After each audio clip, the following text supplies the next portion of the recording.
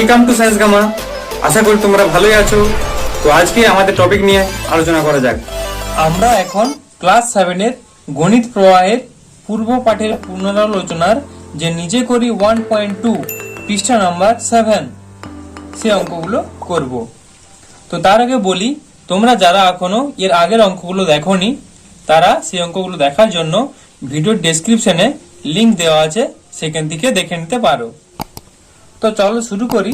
একের দাগেরটা কি বলছে, একটি চাকা 55 বার ঘুরে 77 মিটার পথ যায়, তবে 98 মিটার পথ যেতে ওই চাকা কতবার ঘুরবে হিসেব করি। তাহলে দেখো, এই ধরনের অঙ্কের ক্ষেত্রে আমরা কি করব, আগে লিখবো যে গণিতের ভাষায় সমস্যাটি হলো, তারপর সেটা কি সম্পর্কে আছে সেটা আমাদের লিখতে হবে। তাহলে অঙ্কটা করলে তোমরা বুঝতে পারবে। একের দাগেরটা করছি, লিখো গণিতের ভাষায়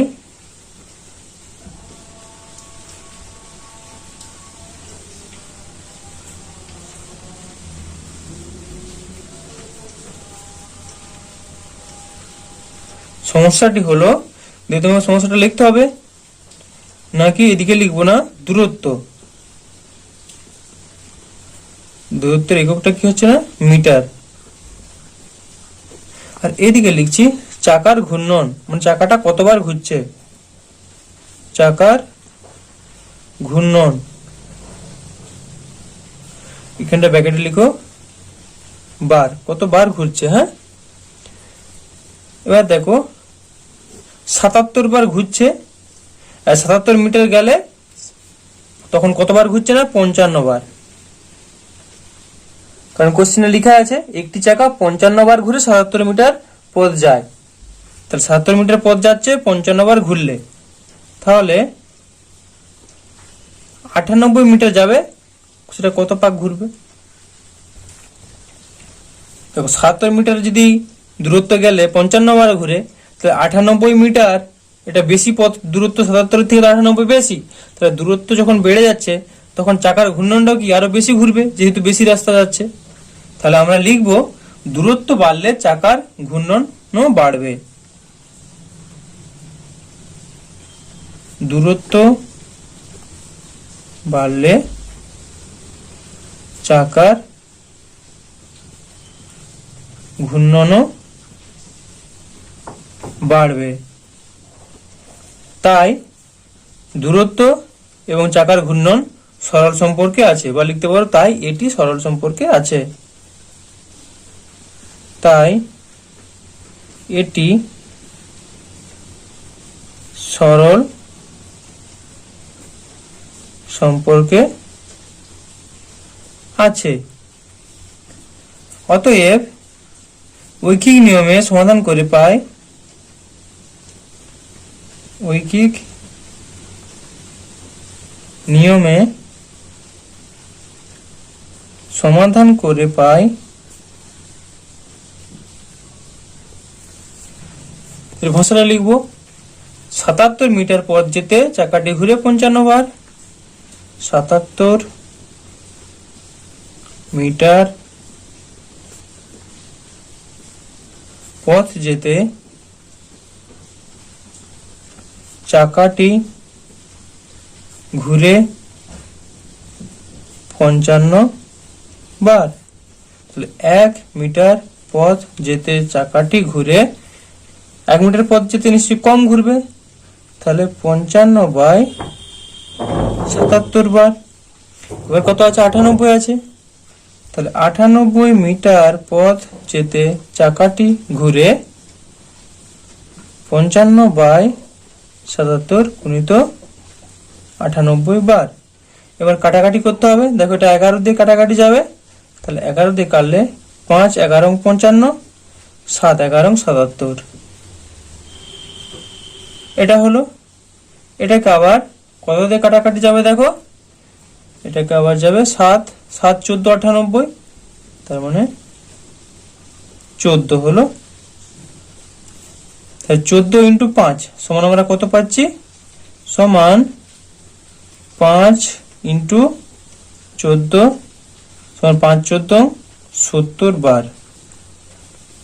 70 বার পেলাম। ফাইনাল অ্যান্সারটা আমরা লিখে দেব। অতএব 98 মিটার পথ যেতে ওই চাকা, লিখো তাহলে, অতএব 98 মিটার পথ যেতে ওই চাকা 70 বার ঘুরবে। এটা অ্যান্সার। এরপরে চলো 2 দাগেরটা কি বলছে দেখা যাক। দীপতাক প্রত্যেক সপ্তাহে একদিন সাঁতার শিখতে যায়। 364 দিনে সে মোট কতদিন সাঁতার শিখতে যায় হিসেব করি। তাহলে সে দেখো, এক সপ্তাহ মানে কদিন? 7 দিন।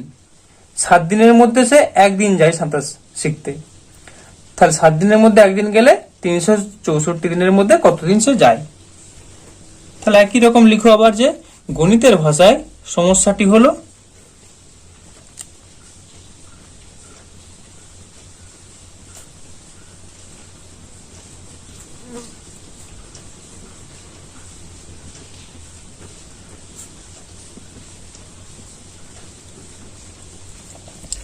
কিসের সঙ্গে কিসের সম্পর্ক আমরা করব না, দিনের সঙ্গে, নর্মাল দিনের সঙ্গে সাঁতার শিখতে যাওয়ার দিনের।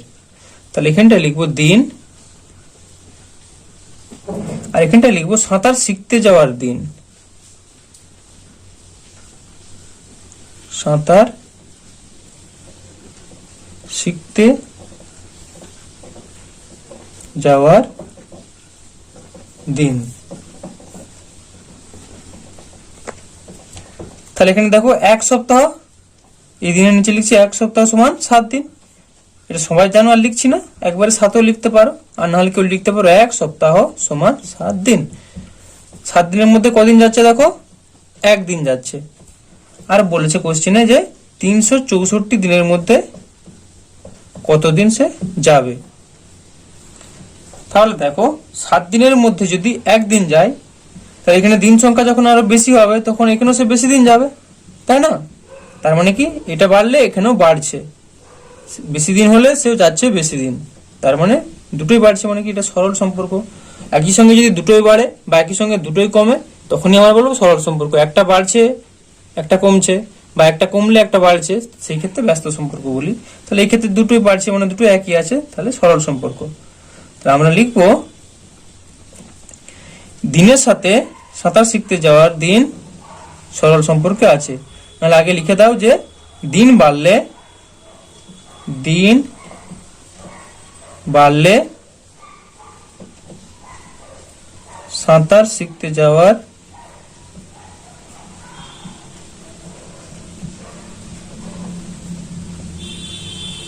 দিন ও বাড়ে। অতএব সম্পর্কটি সরল সম্পর্ক। এটা লিখে দিলে ব্যাস, এবার আর কিছু না, অঙ্কটা জাস্ট করবে ঐকিক নিয়মে। এটা ত্রৈরাসিক নিয়মে করলে আরো ছোট হয়ে যায়। হ্যাঁ, ত্রৈরাসিক নিয়মে করতে পারো আর ঐকিক নিয়মে করতে পারো।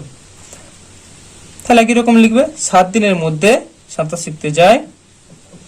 7 দিনের মধ্যে সাঁতার শিখতে যায় একদিন।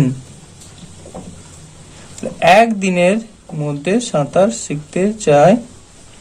7 দিনের মধ্যে যদি 1 দিন যায়, 1 দিনের মধ্যে কম যাবে, তাহলে কম সংখ্যাটা উপরে লিখবো, নিচে বেশি সংখ্যাটা লিখবো কত দিন। এরপরে কত আছে না, 364 দিন। 364 দিনের মধ্যে বেশি দিন যাবে, তার মানে 364 দিনটা উপরে গুণ হবে। তাহলে 1 গুণিত 364 ডিভাইডেড বাই 7 দিন, যা সেটা আমরা কাটাকাটি করব। 7 5 35, 14 থাকলো, 7 2 14, 52 গুণিত 1 মানে 52। দেখো অ্যান্সারটা লিখছি তার আগে তোমাদের একটা জিনিস বলছি, এটা কি করছি না, আমরা ঐকিক নিয়মে সমাধান করছি। এখানটা লিখে দিবে যে ঐখিক নিয়মে, এটা না লিখলেও তুমি ফুল নাম্বার পাবে, আর লিখতেও পারো যে ঐখিক নিয়মে সমাধান করে পায়।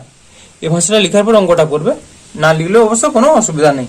আর একটা জিনিস দেখো, ত্রৈরাসিক নিয়ম, সেটা তোমাদের আর একটু ছোট হবে অঙ্কটা, কিছুই নয়। এখানটা জিজ্ঞাসা চিহ্ন আছে, জিজ্ঞাসা চিহ্নের বদলে একটা এক্স ধরে নেবে। হ্যাঁ, অ্যান্সারটা বার করতে হবে এক্স। তাহলে এখানটা এক্স থাকলে এক্স সমান কি লিখবো, এখানে যে সংখ্যাটা আছে সেই সংখ্যাটা ফার্স্ট লিখে দিলাম। তারপর কি কাজ, 7 দিনের মধ্যে যদি 364 একদিন যায়, তাহলে 364 দিনের মধ্যে বেশি দিন যাবে, অর্থাৎ বেশি সংখ্যাটা উপরে যাবে আর নিচে ছোট সংখ্যাটা আসবে। ধরো এখানে এমন কিছু হতো তার জন্য একটা কম দিন যেত, তখন কমটা উপরে লিখতাম। যেহেতু 364 দিনের মধ্যে হলে বেশি দিন হবে, তাহলে বেশিটা উপরে লিখবো। তাহলে 1 গুণিত 364/7 52 সমান 52 দিন। দেখো তাহলে এখানে এক্স ধরে নিলে, হ্যাঁ আমরা যদি ত্রৈরাসিক নিয়মে করি একবারে আমরা এরকম লিখে দিতে পারি, এই ভাষাটা পুরোটা লিখতে হবে না। এইটুকুই সুবিধা। তোমাদের যেহেতু বইয়েতে ঐখিক নিয়মে আছে, তো তোমরা ঐখিক নিয়মে করো। অ্যান্সারটা এবার লিখবে, অতএব 364 দিনে সে মোট এতদিন সাঁতার কাটতে যাবে। দেখো অতএব 364 দিনে সে মোট 52 দিন সাঁতার কাটতে যায়। এরপর 3 দাগেরটা, কবিতার 120টি কাগজের প্রয়োজন, প্রত্যেক দিস্তায় 24টি কাগজ আছে, কবিতায় কত দিস্তা কাগজ কিনবে হিসেব করি। দেখ গণিতের ভাষায়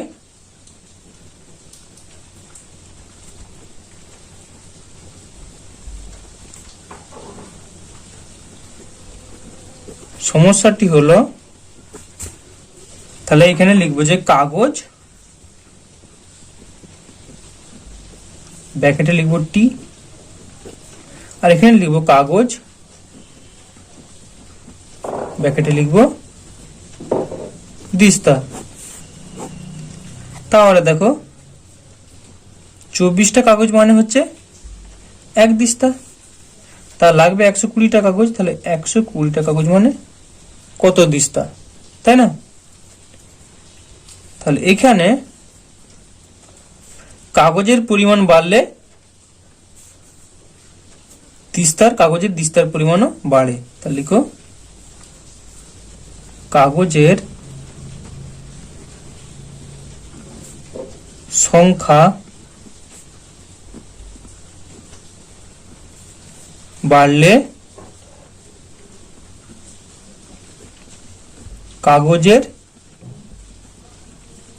দিস্তার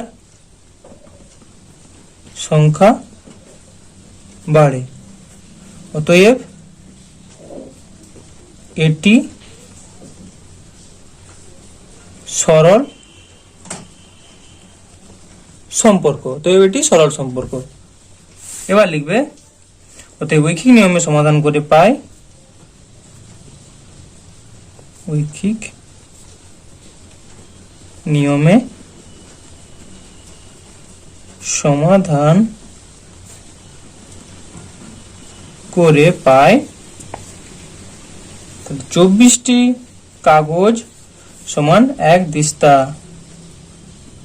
24টি কাগজ সমান 1 দিস্তা। একটি কাগজ সমান 1/24 দিস্তা, আর 120টি কাগজ সমান 1 গুণিত 120 ডিভাইডেড বাই 24 দিস্তা। কারণ কি এখানে 120টি কাগজের সংখ্যা বাড়লে দিস্তার সংখ্যা বাড়বে, ওই জন্য 120টা উপরে গুণ হয়েছে। যদি এটা কমতো তাহলে 120 নিচে লিখতাম, যেরকম হবে। যেহেতু এখানে কাগজের সংখ্যা বাড়লে দিস্তার সংখ্যা বাড়বে, বেশি হলে উপরে গুণ আর কমলে ভাগ, তাহলে বাড়ছে যেহেতু 120টাকে আমরা উপরে লিখলাম। এবার কিছুই না, কাটাকাটি করো। কাটাকাটি করলে কি পাবে? 24 আছে, এখানে 120 আছে। তাহলে এটাকে দেখো 5 দিয়ে যদি কাটো, 5 24 গুণ করলে হয় 120, তাহলে সমান 5 দিস্তা। এবার অ্যান্সারটা তাহলে তোমাকে লিখতে হবে। ওদের কবিতা 5 দিস্তা কাগজ কিনবে।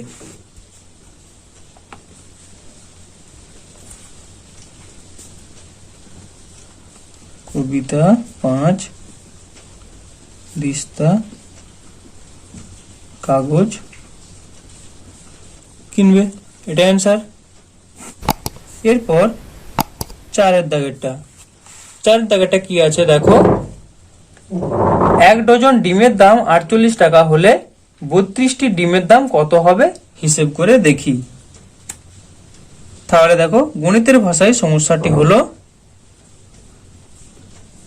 গণিতের ভাষায় সমস্যাটি হলো, এখানে লিখবো যে ডিমের সংখ্যা, ডিমের সংখ্যা বা শুধু সংখ্যাও লিখতে পারো ব্র্যাকেটে টি, আর এখানে হচ্ছে ডিমের দাম বা শুধু দামও লিখতে পারো, দাম ব্র্যাকেটে টাকা। তা ডিমের সংখ্যা কত ছিল? 12টা, দাম হচ্ছে 48 টাকা। 12 কেন? 1 ডজন সমান 12টি, এখানে লিখে দিতে পারো 1 ডজন সমান 12টি। এটা না লিখলেও চলে, 1 ডজন সমান 12টি তো সবাই জানো, একবার 12টিও লিখতে পারো। আর 32টা ডিমের জন্য কত টাকা লাগবে? তাহলে এখানে লিখবো ডিমের সংখ্যা বাড়লে ডিমের দামও বাড়বে। ডিমের সংখ্যা বাড়লে ডিমের দামও বাড়বে। অতএব ডিমের সংখ্যা সঙ্গে ডিমের দাম সরল সম্পর্কে আছে, আর লিখবে এটি সরল সম্পর্কে আছে। অতএব ঐকিক নিয়মে সমাধান করে পাই, সমাধান করে পাই। তাহলে লিখবো এবার 12টি ডিমের দাম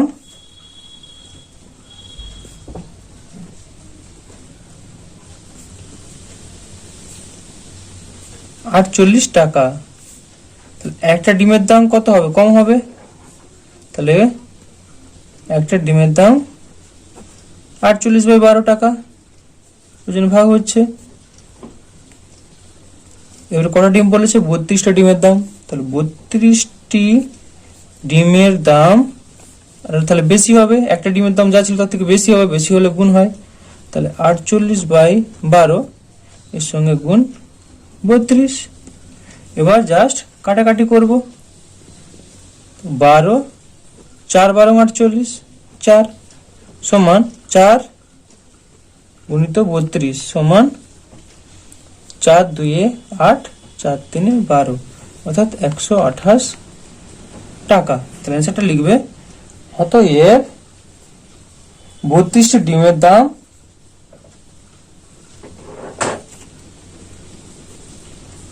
ডিমের দাম 128 টাকা, এটা অ্যান্সার। এরপর 5-এর দাগেরটা। 5-এর দাগেরটা কি বলছে দেখো, প্রতিদিন 5 ঘন্টা কাজ করলে 30 দিনে একটি কাজ শেষ করা যায়। প্রতিদিন 6 ঘন্টা কাজ করলে কত দিনে সেই কাজ শেষ করা যাবে হিসেব করে দেখি। তাহলে লিখব, গণিতের ভাষায় সমস্যাটি হলো, গণিতের ভাষায়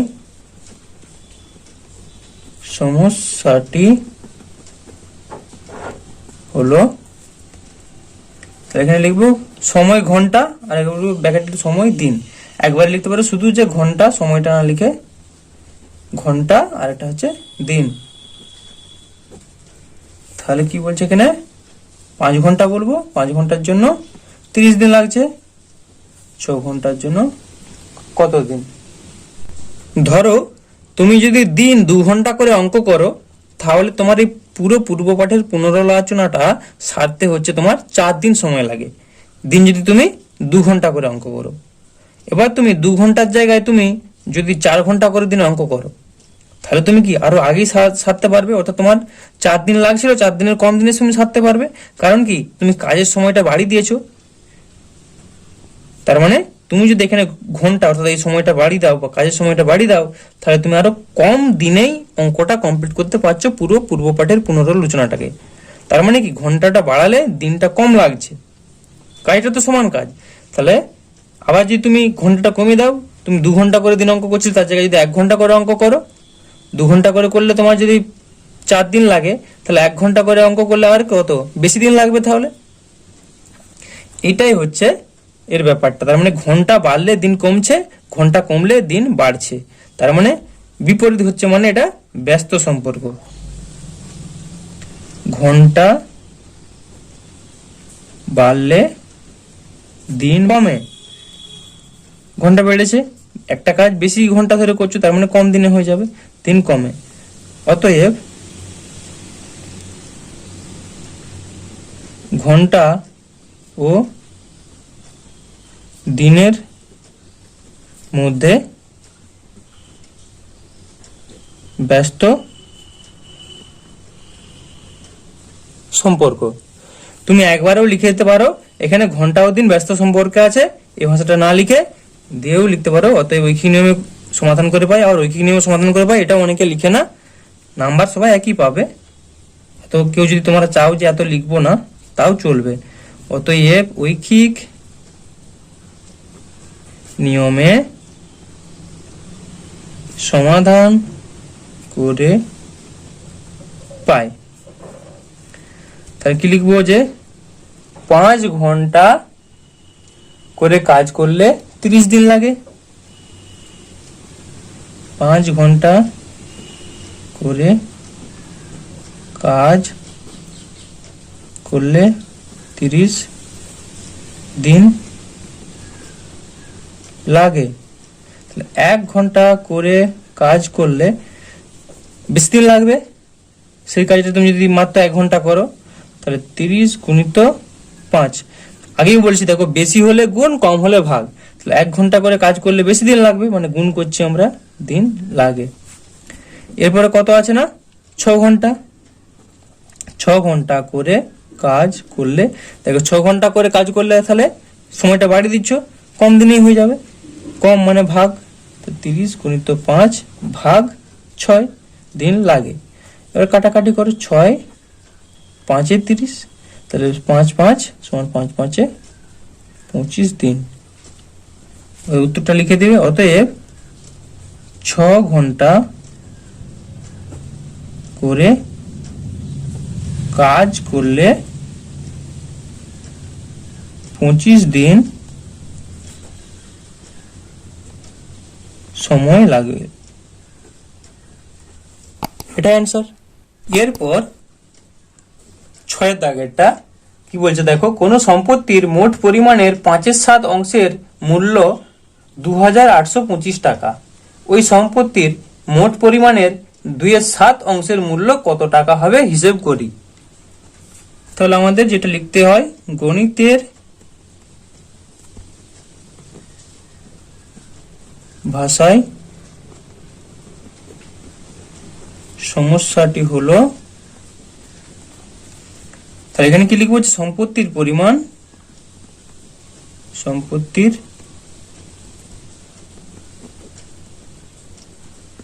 পরিমাণ ব্র্যাকেটে লিখতে পারি আমরা অংশ, যেটা অংশে বলা আছে, আর এখানে হচ্ছে মূল্য, ব্র্যাকেটে লিখবো টাকা। সম্পত্তির পরিমাণ কত, 5/7, 5/7 অংশের মূল্য হচ্ছে 2825 টাকা, অর্থাৎ 2825 টাকা। তাহলে 2/7 অংশের মূল্য কত? তাহলে এখানে আমরা লিখব সম্পত্তির পরিমাণ বাড়লে তার মূল্যও বাড়বে। বেশি সম্পত্তির তো বেশি দাম, তাই না? তাহলে লিখব যে সম্পত্তির পরিমাণ বাড়লে সম্পত্তির পরিমাণ বাড়লে তার মূল্য ও বাড়ে। অতএব এটি সরল সম্পর্কে আছে।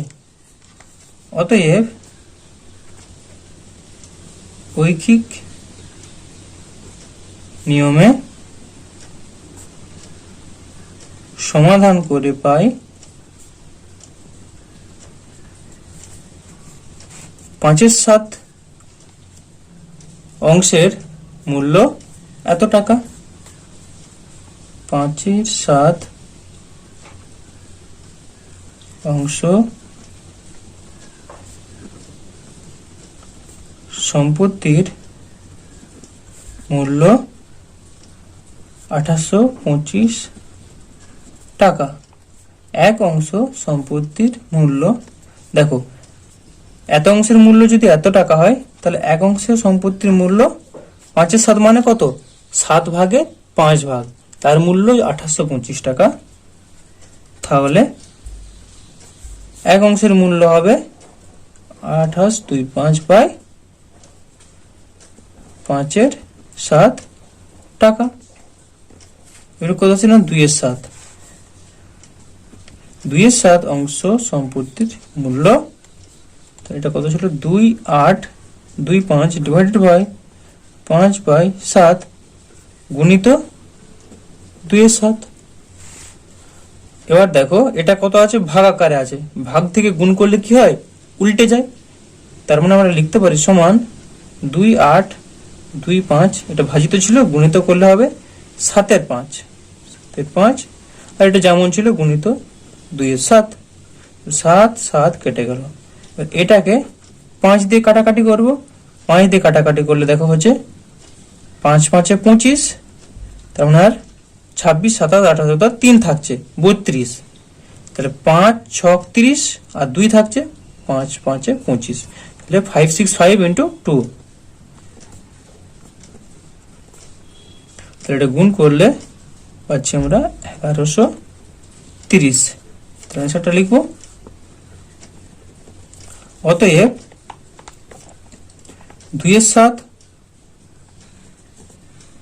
অংশ সম্পত্তির মূল্য হবে 1130 টাকা। এটা অ্যান্সার। এরপরে আমরা 7এর দাগেরটা করব। 7এর দাগেরটা কি আছে দেখি। একটি শিবিরে 48 জন সৈন্যের জন্য 48 জন সৈন্যের 7 সপ্তাহের খাবার মজুদ আছে। যদি ওই দলে আরো 8 জন সৈন্য যোগ দেয় তবে ওই পরিমাণ খাবারে কত সপ্তাহ চলবে হিসেব করি। তাহলে লিখব যে গণিতের ভাষায় সমস্যাটি হলো, গণিতের ভাষায় সমস্যাটি হলো, দেখো যেটা অ্যান্সার চাই সেটা সবসময় আমাদেরকে ডান দিকে লিখতে হয়, আর তাহলে সৈন্যটা লিখবো বাম দিকে, আর অ্যান্সার চাইছে কত সপ্তাহ লাগবে সেটা তাহলে ডান দিকে লিখবো। সৈন্য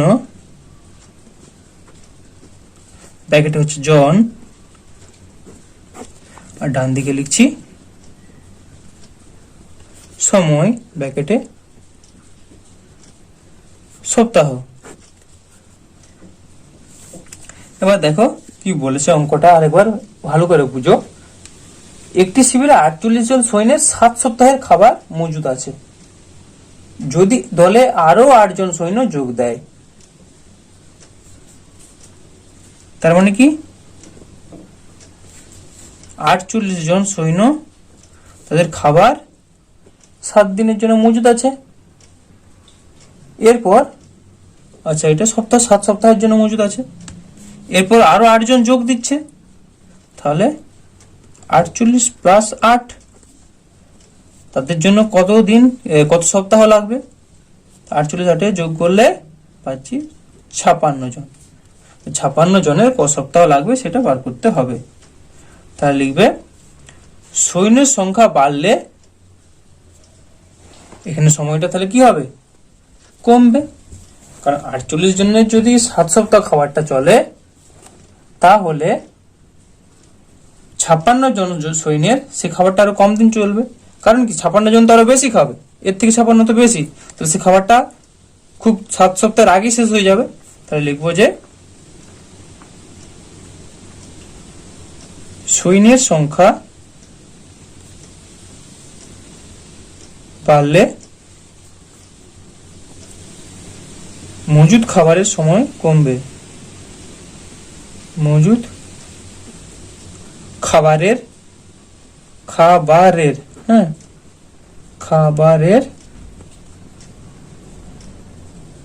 সময় কমবে।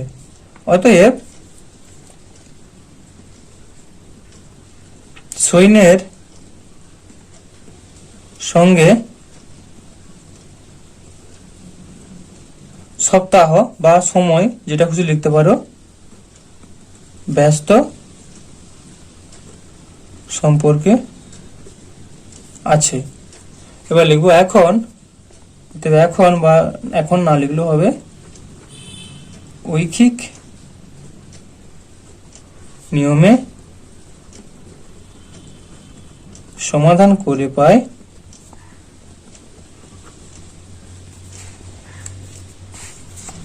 তাহলে কি লিখবো? 48 জন সৈন্যের খাবার চলে 7 সপ্তাহ।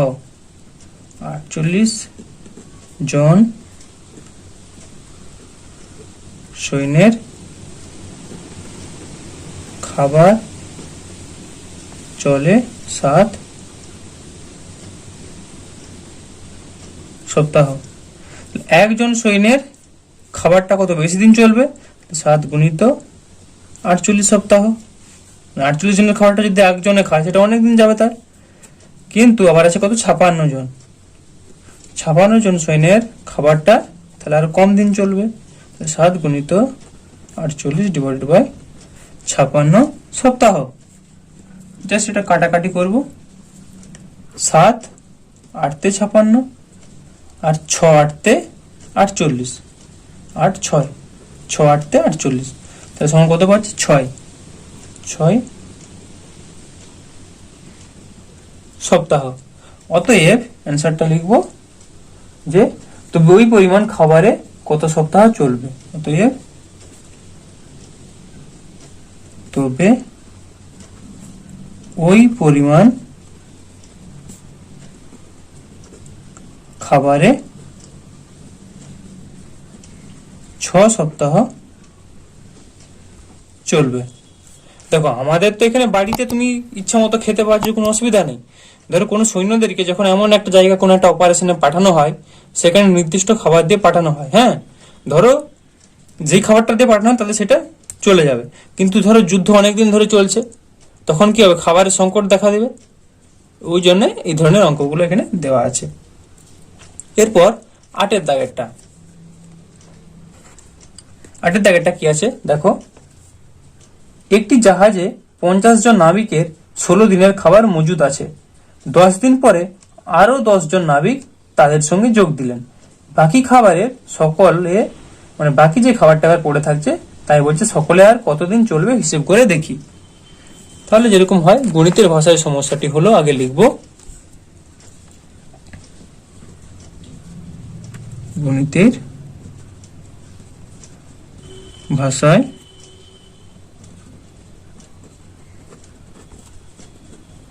সমস্যাটি হলো, তাহলে এখানটা কি লিখবো না? জন, আর এখানে লিখছি দিন। কতজন নাবিক ছিল? 50 জন নাবিক। দেখো অঙ্কটা একটু তোমাদের ভালো করে বুঝতে হবে। হ্যাঁ, অঙ্কটা খুবই সোজা, খালি একটু প্যাঁচ দেওয়া আছে, প্যাঁচটা খালি বুঝে নেওয়া। বলছে একটি জাহাজে 50 জন নাবিকের 16 দিনের খাবার মজুদ আছে, ঠিক আছে। 10 দিন পর আরো 10 জন নাবিক এসছে। তাহলে ওই যে 50 জন নাবিক তারা খাবারটা তো খেয়েছে, কতদিন খেয়েছে? 16 দিনের মধ্যে মজুদ ছিল, 10 দিন তারা খাবারটা খেয়ে নিয়েছে, তাই তো। 10 দিন পরে তো আরো 10 জন আসছে, তাহলে তার আগে যে 10 দিন পর যেহেতু আসছে, তাহলে ওই 10 দিনে তারা খেয়েছিল, নিশ্চয়ই বসে থাকেনি চুপচাপ। তাহলে 16 দিনের মতো খাবার মজুদ ছিল, তার মধ্যে এরা 10 দিন খাবারটা খেয়ে নিয়েছে। তার মানে আর বাকি যে খাবারটা আছে সে খাবারটা কত দিনের জন্য আছে? সে খাবারটা 6 দিনের জন্য আছে। ভালো করে বুঝার চেষ্টা করো। মোট খাবারটা মজুদ ছিল 16 দিনের জন্য, কিন্তু এদের খাওয়া শুরু করেছে। 10 দিনের মাথায়, 10 দিনের পরে আরো 10 জন আসছে, তাহলে সেই 10 দিন পর্যন্ত তারা খাবারটা খেয়েছে। তাহলে আর বাকি খাবার এই 50 জনের জন্য কত দিন ছিল? 6 দিন ছিল। মানে 50 জন লোক আর 6 দিন খেলে তবেই তো 16 দিন হবে। আর 6 দিনের জন্য তাহলে 50 জনের লোকের খাবারটা মজুদ আছে। কিন্তু এই 10 দিন পর কি হলো? এখানে আরো 10 জন লোক চলে আসছে, তাহলে 50 প্লাস 10 সমান 60 জন। এই 60 জনের আর কতদিন চলবে এটা হিসেব করতে বলেছে। যদি অঙ্কটা না বুঝতে পারো কমেন্ট করে বলবে, হ্যাঁ, আমি তোমাদের পরে আবার একবার বলে দেব। তাহলে এখানে লিখবো যে জন বাড়লে বা লোক সংখ্যা বাড়লে দিন সংখ্যা কমবে। 50 জনের একটা খাবার যদি 6 দিন চলে, তাহলে 60 জনের লোকে সেই খাবারটা খেতেই কতদিন চলবে? নিশ্চয়ই আরো কম লাগবে। খুব কম দিনে তো সেই খাবারটা শেষ হয়ে যাবে, তাই না? লোক বেড়ে যাচ্ছে মানে সেই খাবারটা কম দিনে শেষ হয়ে যাবে। তাহলে লোক সংখ্যা বাড়লে দিন সংখ্যা কমবে। অতএব এটি ব্যস্ত সম্পর্কে আছে। অতএব ঐখিক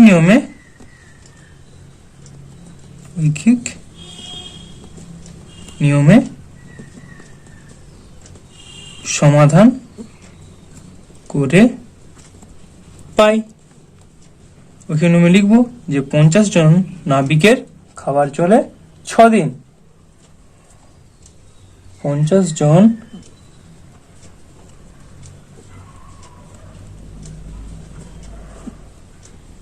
নাবিকের খাবার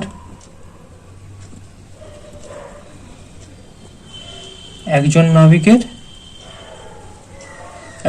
তাহলে কি সেই খাবারটাই যদি হয় অনেক বেশি দিন ধরে সে খাবে, বেশি হলে গুণ করব 50 গুণিত 6 দিন। আর কতজন আছে? 60 জন। 60 জন নাবিকের খাবারটা তাহলে চলবে কম দিন, লোক বেড়ে গেলে খাবারটা কম দিনেই শেষ হয়ে যাবে। 50 গুণিত 60 বাই 6 বাই 60, 6 10 60, 10 5 50, 6 6 কেটে দাও, আর 0 0 কেটে দিলেই হয়ে যায় 5। এত কত হতো না? সমান 5 দিন। অ্যান্সারটা লিখো। অতএব কি চেয়েছে দেখো, বাকি খাবারের সকলের আর কতদিন চলবে হিসেব করি। অতএব বাকি, অর্থাৎ যে 6 দিনের জন্য আর বাকি খাবারটা 6 দিনের জন্যই তো ছিল সেই খাবারটাই, তাহলে বাকি খাবারের সকলের আর 5 দিন চলবে। এটা অ্যান্সার। এরপরে 9 দাগেরটা কি বলছে দেখো, 20 জন লোক ঠিক করলো 30 দিনে তারা একটি বাড়ি সারানোর কাজ সম্পূর্ণ করবে, কিন্তু 6 দিন পরে তাদের মধ্যে 4 জন লোক অসুস্থ হয়ে পড়লো। হিসেব করে দেখি কত দিনে তারা বাড়ি সারানোর কাজ শেষ করবে। তাহলে লিখবো গণিতের ভাষায়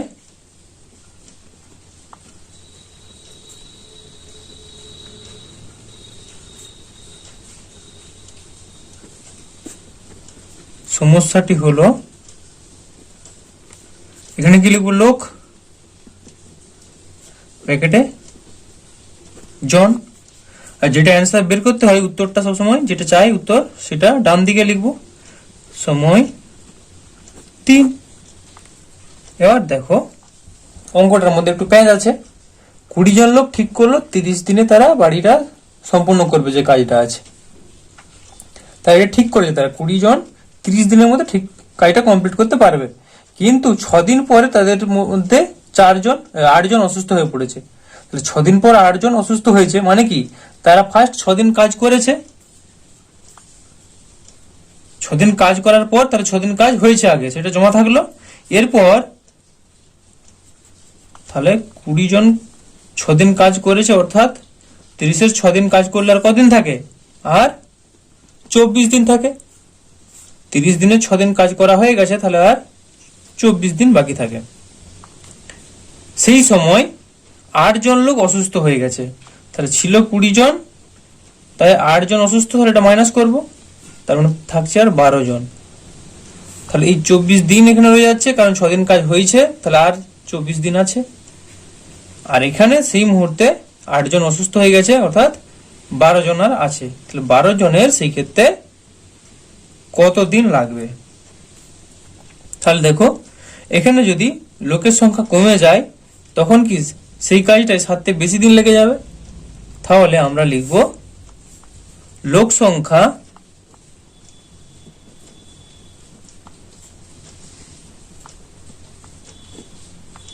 কমলে দিন সংখ্যা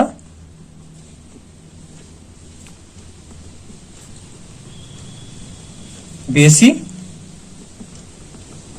লাগবে। অতএব এটি ব্যস্ত সম্পর্কে আছে,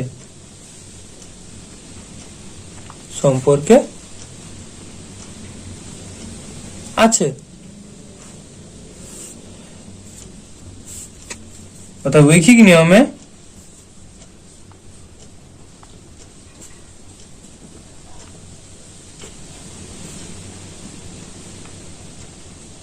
সমাধান করে পায় 20 জন লোকের কাজটি সম্পূর্ণ করতে 24 দিন লাগে।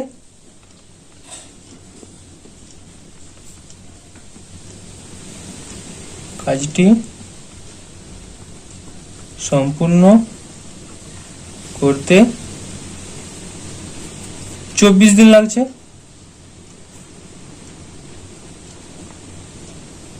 তাহলে একজন লোকের কাজটি সম্পূর্ণ করতে, একজন লোক ওই কাজটি যদি করে তার অনেক দিন লাগবে, বেশি লাগবে, তাহলে বেশি হলে গুণ 24 গুণিত 20 দিন লাগে।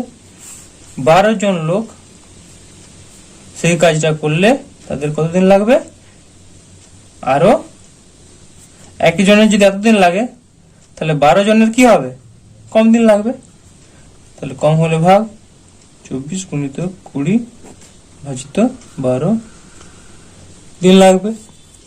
তো জাস্ট কাটাকাটিটা করব, 12 2 24 সমান 2 গুণিত 20 মানে 40 দিন। তাহলে অ্যান্সারটা এবার আমরা লিখবো। কিন্তু দেখো যেটা বলছিলাম, এখানে 6 দিন কাজ আগে করেছিল, তারপর 8 জন অসুস্থ হয়েছে, তাহলে এই যে 6 দিন কাজ হয়েছিল সেটা যোগ হবে। অ্যান্সারটা চেয়েছে হিসাব করে দেখি কত দিনে তারা বাড়ি সারানোর কাজ শেষ করবে, অর্থাৎ মোট কতদিন লাগবে ওই বাড়ি সারানোর কাজটা শেষ করতে, মোট কতদিন। অতএব তাহলে লিখবে, অতএব 40 যুক্ত 6 দিন সমান 46 দিন, 46 এত দিনে সমান এত দিনে তারা বাড়ি সারানোর কাজ শেষ করবে। বাড়ি সারানোর কাজ শেষ করবে, এটা অ্যান্সার। এরপর 10-এর দাগেরটা এবার দেখো, 25 জন কৃষক 12 দিনে 15 বিঘা জমি চাষ করতেন, তাহলে 30 জন কৃষক 16 দিনে কত বিঘা জমি চাষ করবেন হিসেব করে দেখি। তাহলে গণিতের ভাষায় সমস্যাটি হলো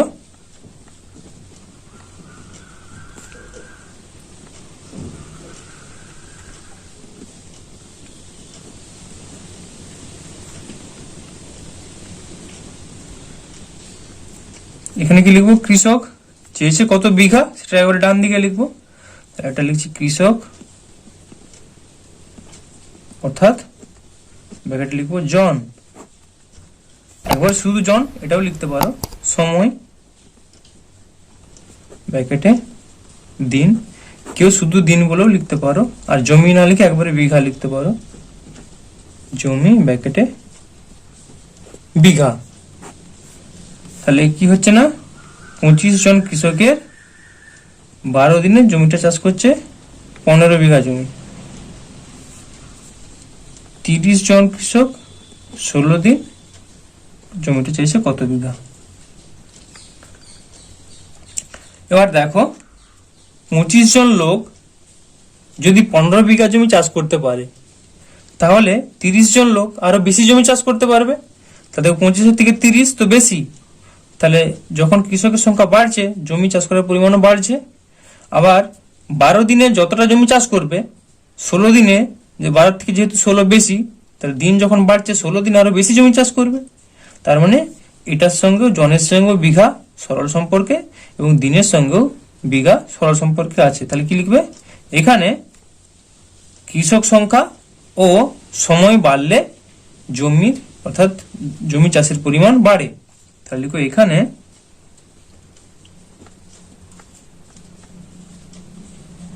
কৃষক সংখ্যা ও দিনের পরিমাণ বাড়লে জমি চাষের পরিমাণ ও বাড়ে। অতএব এটি বা অতএব কৃষক সময় ও জমি, অতএব কৃষক সময় ও জমি সরল সম্পর্কে আছে। অতএব ঐকিক নিয়মে সমাধান করে পাই।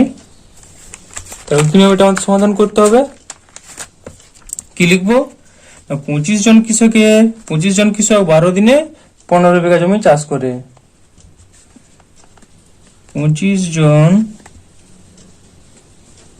কৃষক 12 দিনে 15 বিঘা জমি চাষ করেন। তাহলে একজন কৃষক একদিনে 25 জন যদি 12 দিনে 15 বিঘা জমি চাষ করে, এখন তুমি দিনটাও চাপা দাও, 25 জন 15 বিঘা জমি চাষ করে, তাহলে একজন কত বিঘা জমি চাষ করবে, একজনে কম করতে পারবে নিশ্চয়ই, বেশি নয়। তাহলে 15/25, আর 12 দিনে 15 বিঘা জমি চাষ হচ্ছে, একদিনে কম হবে, ইন্টু 12 বিঘা জমি চাষ করেন।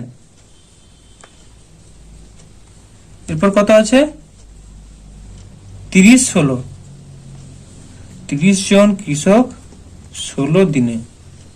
তাহলে একদিনে যা হবে, একজন কৃষক যা করবে একদিনে যা করবে তার থেকে 30 জন কৃষক 16 দিনে বেশি করবে, সরল সম্পর্ক তো আগেই বলে দিয়েছি।